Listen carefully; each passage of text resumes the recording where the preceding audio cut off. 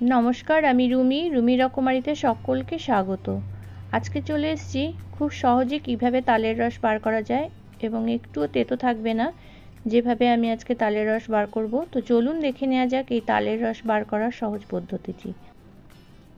তা আমি এখানে একটা তাল নিয়ে নিয়েছি, তালটাকে খুব ভালোভাবে ধুয়ে নিয়েছি। তালটা গাছপাকা তাল।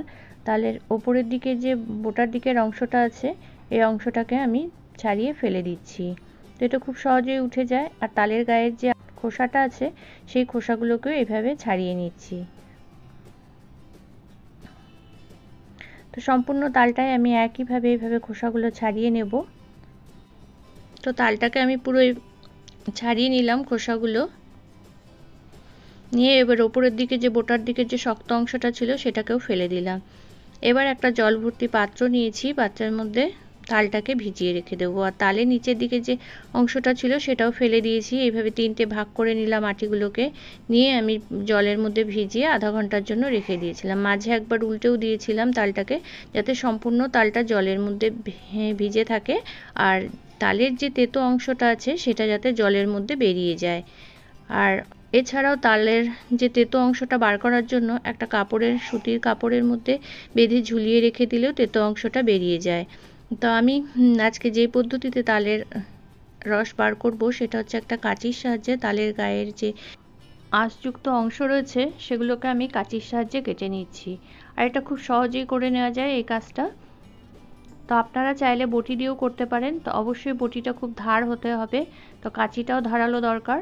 তো আমি কাঁচির সাহায্যে এইভাবে কেটে নিচ্ছি। তো সমস্ত এই আঁশযুক্ত যে রসের অংশটা রয়েছে সেটাকে আমি কেটে একটা পাত্রে রেখে দিচ্ছি। তো দেখুন কত সহজে কেটে যাচ্ছে। তো একইভাবে কাঁচির সাহায্যে আমি সমস্তটা কেটে নিচ্ছি। তো দেখুন এইভাবে কেটে নেব। তো পুরোটাই কেটে নিলাম। এই যে সম্পূর্ণটা কাটা হয়ে গেছে আমার।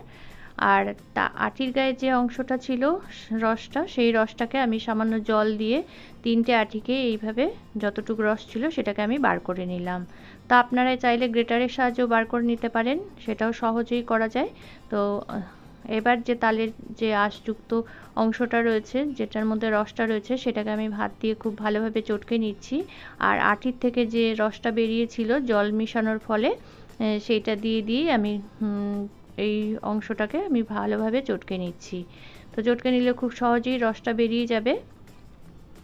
তো দেখুন আমি হাতের সাহায্যে এইভাবে রসটা বার করে নিচ্ছি। আর আরেকটা পদ্ধতিতে তালের তেতো বার করা যায়, সেটা কাপড়ের মধ্যে বেঁধে ঝুলিয়ে রেখে দিলে তালের যে তেতো অংশটা আছে, তালটা খোসা ছাড়িয়ে একটা কাপড়ের মধ্যে বেঁধে যদি ঝুলিয়ে রেখে দেওয়া যায়, তাহলে তালের যে তেতো অংশটা আছে সেটা বেরিয়ে যায়। তারপর তালটার রস বার করলে তালটা একটু তেতো থাকে না। তো আমি এইভাবে খুব ভালোভাবে চটকে নিচ্ছি। রসটা সম্পূর্ণ চটকানো হয়ে গেছে আমার। এবার একটা আমি পাত্র নেব ছড়ানো। এবার সম্পূর্ণ রসটা বার করে নেওয়ার জন্য বা ছেঁকে নেওয়ার জন্য একটা বড় পাত্র নিলাম ছড়ানো, তার উপর নিয়ে নিলাম একটা ছিদ্রযুক্ত পাত্র। নিয়ে তালের যে এই আঁশযুক্ত যে অংশটা আছে সেটাকে নিয়ে এইভাবে ঘষতে থাকবো এর মধ্যে, আর নিচে সমস্ত রসটা পড়তে থাকবে। তো দেখুন খুব সহজেই এইভাবে করে তালের রসটা বের করে নেওয়া যাচ্ছে। নিচে দেখলেই বুঝতে পারছেন যে কতটা রস বেরিয়ে গেছে একটু ঘষাতেই।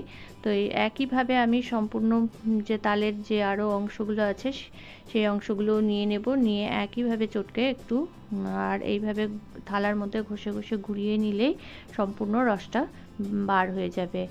তো আপনারা চাইলে সুতির কাপড়ের মধ্যে নিয়ে চিপেও বার করে নিতে পারেন, বা সুতির কাপড় বা মশারি যদি থাকে, পরিষ্কার মশারির টুকরোর মধ্যে নিয়েও এইভাবে রসটা বার করে নেওয়া যায়। তা আমার এই আজকে তালের রস বার করার পদ্ধতিটা আপনাদের কেমন লাগলো? যদি ভালো লেগে থাকে তাহলে লাইক, শেয়ার, কমেন্ট ও সাবস্ক্রাইব করার অনুরোধ রইল। আর এতক্ষণ আমার সাথে থাকার জন্য সকলকে ধন্যবাদ।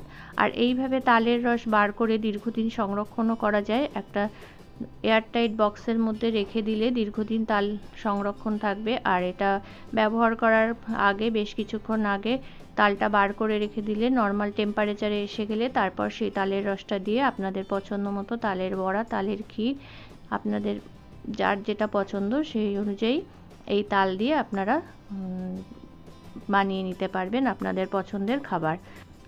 তো আপনাদের কেমন লাগলো আমার এই সহজ পদ্ধতি তালের রস বার করার? যদি ভালো লেগে থাকে তাহলে আমার পাশে থেকে আমায় এগিয়ে নিয়ে যেতে সাহায্য করবেন। নমস্কার।